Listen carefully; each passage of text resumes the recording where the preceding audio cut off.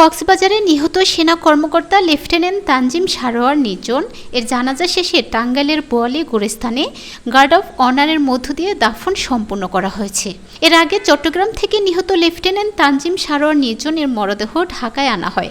সেখানে জানাজা শেষে সেনাবাহিনীর এক হেলিকপ্টার যোগে মরদেহ আনা হয় তার নিজ জেলা টাঙ্গাইলে। টাঙ্গাইলের হেলিপ্যাডে হেলিকপ্টারটি অবতরণের পর তার মরদেহ নিয়ে যাওয়া হয় টাঙ্গাইলের মিরের বেতকা এলাকার নিজ বাসায়। সেখানে তাকে শেষবারের মতো দেখার জন্য ভিড় করে নিহত লেফটেন্যান্ট তানজিম সারোয়ারের বন্ধু, এলাকাবাসী ও আত্মীয় স্বজন। ক্রমশ কান্নায় ভারী হতে থাকে চারপাশ। পরে বোয়ালি মাদ্রাসায় নিহত লেফটেন্যান্ট তানজিম সারোয়ার জানাজা শেষে গার্ড অফ অনার এর মধ্য দিয়ে দাফন কাজ সম্পন্ন করা হয়।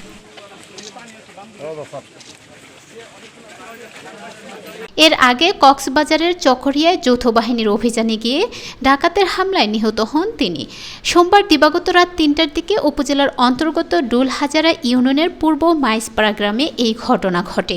আন্তঃবাহিনী জনসংযোগ পরিদপ্তরের আইএসপিআর জানায়, উনি অস্ত্রসহিত ছিলেন। উনি ওই ডাকাত দলকে ঘেরাও করার পরে একজন পালিয়ে যাচ্ছিল, তো তিনি তাকে অত্যন্ত সাহসী ছিলেন। তিনি তাকে চেস করতেছিলেন, চেস মানে তাকে ধাওয়া করছিলেন যাতে ধরা যায়।